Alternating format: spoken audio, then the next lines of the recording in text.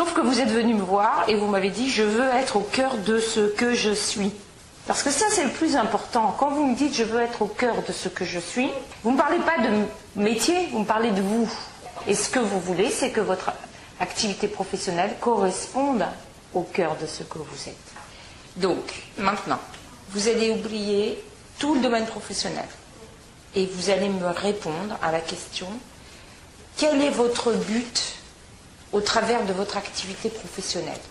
Quel est votre but? Oubliez les métiers, oubliez les annonces, oubliez les recruteurs. Il y a la collectivité. Quand on travaille, on apporte quelque chose à la collectivité. C'est une société. C'est ça ma question, le sens de ma question. Qu'est-ce que vous voulez apporter à cette société? Ou quel changement vous voulez apporter à cette société? Ou quelle amélioration vous voulez apporter? C'est ça ma question. Oubliez le travail. Oubliez tout. Et simplement, maintenant, restez centré sur justement le cœur de qui vous êtes. Et dites-moi ce que vous voulez vraiment apporter à la collectivité. Alors là, tout ce que vous venez me dire, ça ne veut rien dire. Venez accompagner les gens avec mes propres valeurs, sans blague. Tout le monde fait ça. Alors on recommence. Vous n'avez pas utilisé le mot par hasard, le cœur. Et vous m'avez dit ce qui me tient à cœur. Donc l'amour, ça touche. L'amour, ça remue. Vous êtes prête? Qu'est-ce que tu veux apporter à la collectivité? Réfléchissez pas, ne mentalisez pas, je ne suis pas un recruteur. Qu'est-ce que tu veux apporter à la collectivité? Réfléchissez pas, dites comme pour oublier le recrutement. Ma question est très concrète, très pragmatique. Qu'est-ce que tu veux apporter à la collectivité? Ne réfléchissez pas. Aider, je note.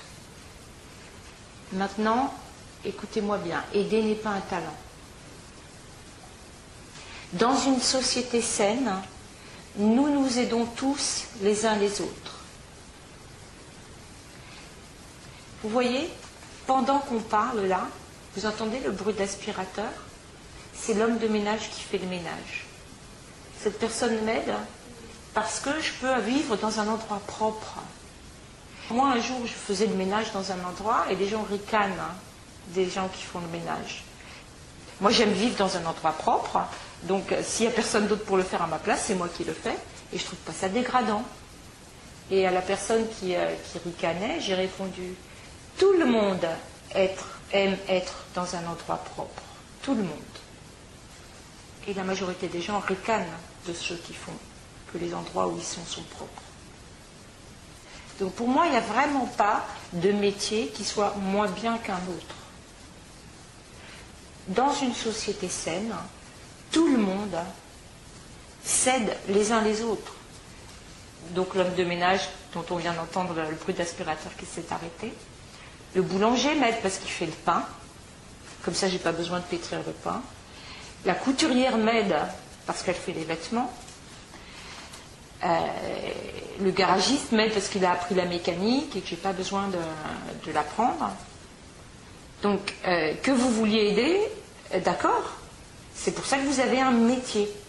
Comprenez? Moi aussi, en faisant mon métier, je contribue à la collectivité. Mais mon talent, ce n'est pas d'aider. Mon talent, c'est la pédagogie.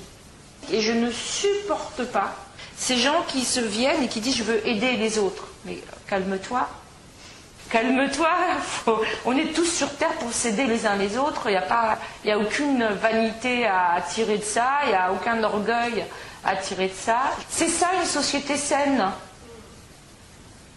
Il y a vraiment une catégorie d'individus qui s'est pris, je ne sais pas pour qui, et qui ont dit, moi je suis dans la relation. Ils ont inventé la relation d'aide, sans blague. Ils ont été vachement forts ceux-là. Non mais attendez, ça vous fait rire. Eh ben, je ris avec vous de bon cœur. Il y a une catégorie d'individus à l'ego surdimensionné qui a inventé la relation d'aide. Voilà. Alors, les autres, c'est quoi? Nous, eux, ils aident, vous voyez. Normalement, je monte sur le fauteuil, là, Et puis je me mets, je viens je fais la relation d'aide. Ah, la relation d'aide. Et puis il y a tous les pauvres, les autres là, qui savent pas, qui sont malheureux. Ah mais, je vais le faire. Je vais monter là, sur le fauteuil, pour que vous le voyez bien.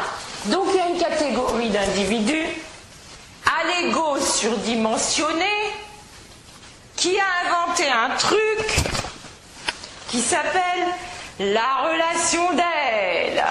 Regardez, j'ai les bras ouverts comme Jésus-Christ. Écoutez, vaut mieux rire que pleurer. Hein. Voilà les nouveaux Jésus-Christ. Oh, je suis le sauveur de l'humanité.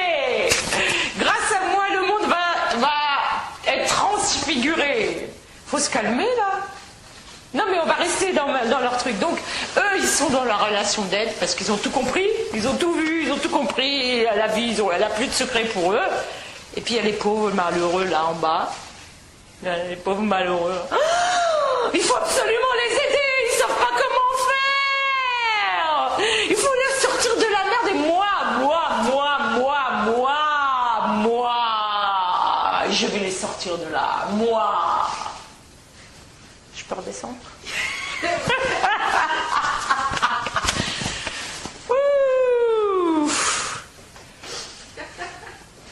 Vous attendiez pas à ça en venant me voir, hein?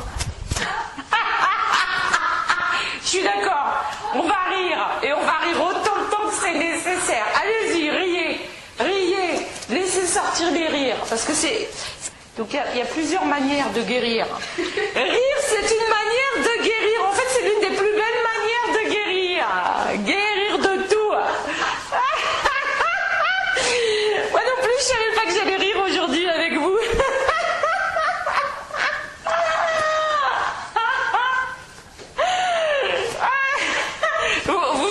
Si vous voulez, vous pouvez le faire. Ça va vous guérir aussi. Si vous m'avez dit aujourd'hui, tu vas avoir une consultation et vous allez rire. Ça fait du bien, hein? Ah bah oui.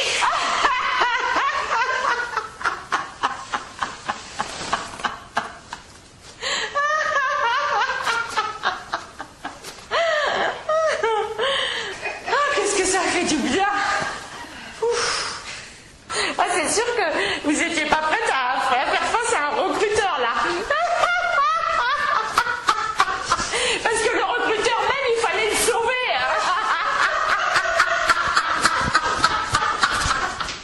Ah, celle-là, elle est excellente. Ah,